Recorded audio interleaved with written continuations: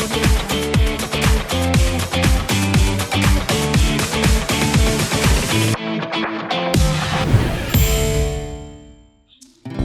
To Lavanya's kitchen corner. இன்னைக்கு நம்ம வீடியோவில் என்ன பார்க்க போகிறோம்னா, மழை காலத்துக்கு இதமான குட்டி குட்டி போண்டா எப்படி செய்யறதுங்கிறது தான் பார்க்க போகிறோம். ஒரு சிலர் இதை மெது பக்கோடான்னு சொல்லுவாங்க. பேக்கரியிலையும் டீ கடையிலையும் அதிகமாக இது கிடைக்கும். சுட சுட சாப்பிட்றதுக்கு ரொம்ப டேஸ்ட்டாக இருக்கும். போட்ட உடனே சீக்கிரமாக காலி ஆயிரும். குழந்தைங்களும் பெரியவங்களும் சாப்பிட்றதுக்கு ரொம்ப ஈஸியாகவும் சாஃப்டாகவும் இருக்கும். வெங்காய சட்னி கூட இதோட காம்பினேஷன் ரொம்பவே சூப்பராக இருக்கும். வாங்க இப்போ இந்த போண்டா எப்படி செய்யறதுங்கிறத பார்க்கலாம். வீடியோக்குள்ளே போகிறதுக்கு முன்னாடி நம்மளோட சேனலை சப்ஸ்கிரைப் பண்ணாதவங்க சப்ஸ்கிரைப் பண்ணுங்க. அப்படியே பக்கத்தில் இருக்க பெல் ஐக்கானை கிளிக் பண்ணுங்க. இப்போ ஒரு பவுல் எடுத்துட்டு அதில் 1 கப் அளவு மைதா மாவு சேர்த்துக்கலாம். 1/2 கப் அளவு கடலை மாவு, 1/4 கப் அளவு அரிசி மாவு சேர்த்துக்கலாம். காரத்துக்கு தேவையான அளவு மிளகாயை குட்டியாக கட் பண்ணி சேர்த்துக்கலாம். கொத்தமல்லியை பொடியாக கட் பண்ணி சேர்த்துக்கலாம்.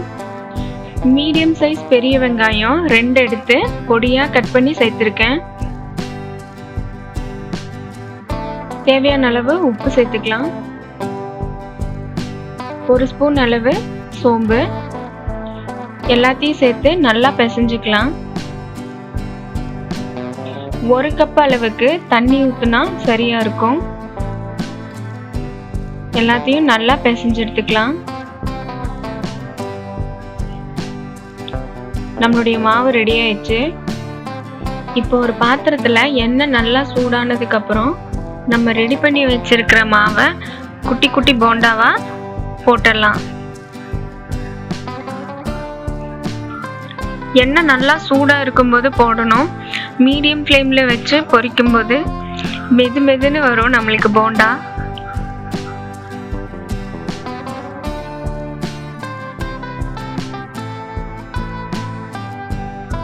போண்டாவோட கலர் நல்லா பொன்னிறமாக மாறினதுக்கு அப்புறம் நம்ம எண்ணெயிலிருந்து எடுத்துடலாம்.